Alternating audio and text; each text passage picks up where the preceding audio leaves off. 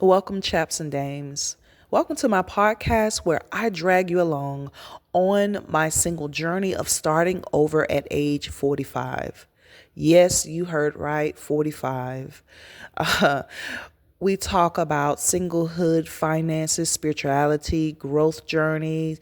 We even talk about weight loss on this podcast. We talk about absolutely everything concerning rebuilding and starting over. So if you have suffered in a manner of like loss or grief or breakups or divorce, this is what we do here. Today, our focus is about starting over, the process of what it takes to start over, leaving no crumbs behind. So I'm 47, but my journey of starting over began at age 45 at the announcement of my divorce. I was married for 23 years. That day that I found out that we were getting a divorce, I instantly detached myself from the life I had known since my early 20s.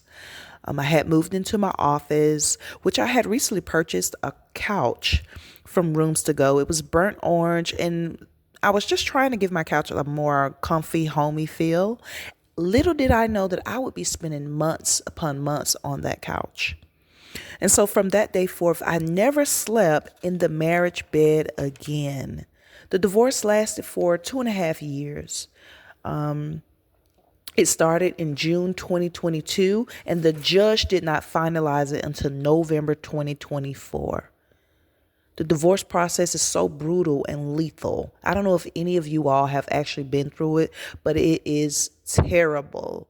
I had never been through anything like that before, and so it's like you're grieving a death. That's the best way that I could describe what going through a divorce feels like. It's like you're grieving a death. Emotionally and mentally, I was all over the place. I spent 2 to 3 months on my office couch depressed because my family was being destroyed. And it was nothing I could do about it. I want to say it took me 2 out of the 2.5 years to start over. I'll explain later why it took me so long. But yeah, if you're going through a divorce, a breakup, a loss, you're in the right place. We are more than a family. We are a team, guys. I'm trying to build a community that exemplifies brother and sisterhood so that we can learn how to build one another up in these trying times, in this trying season. And so there are several steps to starting over. But for the sake of this podcast, I will only list, I think I have about three for you guys. Might be four, but three. Let's get started, okay? Starting over is more than you see in the physical. A person can so this is number one, guys. A person can physically or in the natural realm start over. You can move out. You can change your hairstyle. You could dye your hair. Guys, you could cut your hair. You could do what you want to do with your hair. You can collect a different group of friends. You could buy new clothing, change your wardrobe. You can even lose weight. And physically, you will look like a different person. You could do all these things, guys. Your life can change from one end of the spectrum to the other end of the spectrum, post-divorce, post-breakup, post-job loss, post-layoff, like who knows what it is. But it is impossible to start over and rebuild if you have left your mind back there. You haven't begun the process of starting over. It only looks like you have. And this is why I say it took me 2 out of the 2.5 years to start over. Guys, I had moved into a high rise in Buckhead. I had lost a significant amount of weight. I changed friends. I changed my lifestyle. But in reality, I hadn't moved not 1 inch. It only seemed like it. It only looked like it. I thought I had. And how do you recover your mind after a major transition? In particular, a transition that you oppose. How do you recover your mind? First Samuel 30:8, David asked the Lord, "Shall I chase them? Will I catch them?" And the Lord told him, "Yes, go after them. You will recover everything that was taken from you." God told David and his men in the midst of crisis to pursue them. You will certainly overtake them and recover all. During this starting over phase in your life, because I'm assuming if you're listening for this long, you're definitely right here with me. You understand what I'm talking about. You're currently going through it, post going through it. You're about to get ready to go through it. So during this starting over phase, you will have to fight. You're going to have to fight for your life. This is not the time to stay depressed and down. Sure, give yourself some grace. But this is not the time to stay down long, because you got to get up swinging.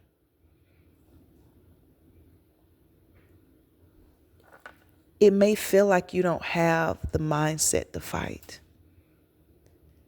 but this is something that is unquestionable. You must do it. Replace the weight of your problems with the word of God. Read while lying down. I don't care if you let the Bible app read to you while you are in the bathtub. YouTube can read to you. Get the physical Bible and read it some type of way, guys. We have way too many options out there, and there's way too much technology to where we have all these options. Go back to the things of God again. Turn your focus to God by partaking his word. And as you turn to God, he will turn to you. Your mind will be recovered, but you cannot recover your mind by yourself. Your repetitive thoughts will stop. The anxiousness and worry will stop, guys. The depression and suicidal thoughts will stop. They will halt. The crying, yes, the uncontrollable crying will also stop. God is there with you. Is there anything that's too hard for God? Allow God the opportunity to pick you up again. Go back to the things of God. Matthew 11:28 says, "Return to me, and I will give you rest." So number 2, on top of the word of God, guys, I continue to work through the healing process by focusing on something that was important to me at the time. And one of the things that were very important to me, because I had lost this during my divorce, was my health. I let myself go. I'm just going to put it out there, guys. I'm not saying I was ugly at all. By far, I'm very beautiful, and I know that.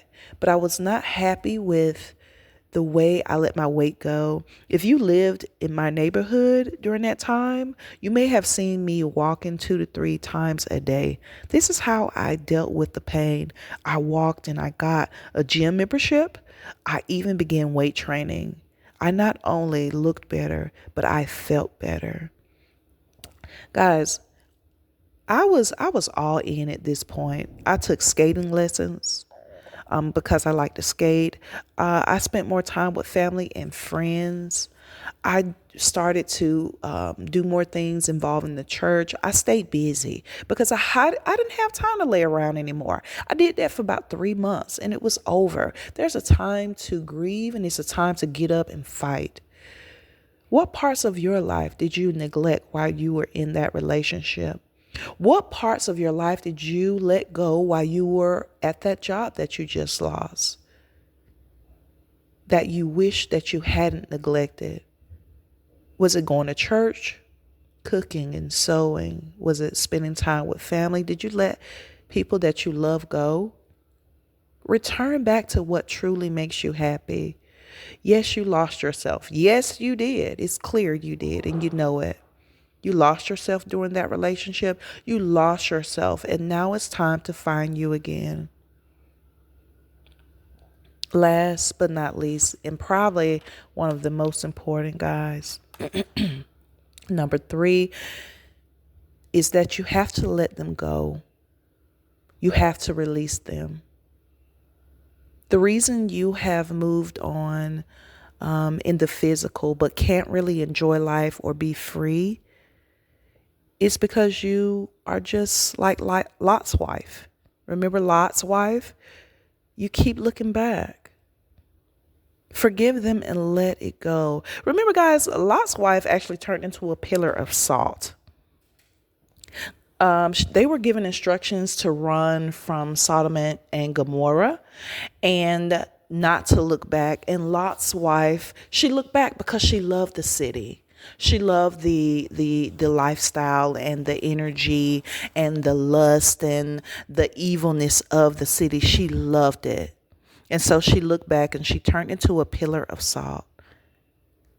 So you can't look back. Embrace the new. Embrace what's right in front of you right now.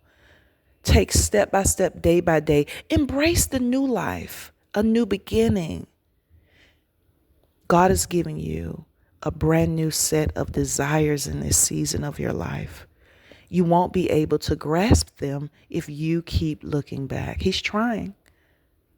So don't fight him on this. Stop rehearsing what was, what it used to be like, how much you love them. Be open so God can bring new opportunities, new beginnings, guys. A second chance, chaps and dames. Possibly a new love, a new job, a new you. Behold, I do a new thing. Now it shall spring forth. Shall ye not know it? I will even make a way in the wilderness and rivers in the desert. My ice maker just keeps going off. So guys, I'm going to recap for you because that was a lot. It was a lot, right? Number one, don't leave your mind behind. Allow God the opportunity to heal and mend you. Spend time with God. Get back to doing the things of God again. Number two, change your focus. Discover the things that you used to love to do. Not only that, guys, on top of that, discover the things you used to do and discover new things because you're new now. This is a new beginning for you. Number three, let them go. Let it go, whatever it may be. You still have them hostage in the spirit. You may not be with them in the natural realm, but you're still with them in the spirit. Let them go. Chaps and dames, recovery and starting over after a great loss and transition is not easy. And it is a process.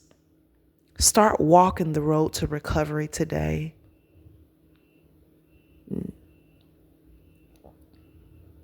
I hope this podcast brought nutrients to your soul. From my heart to yours. Chaps and dames, I'm signing off. Until next week.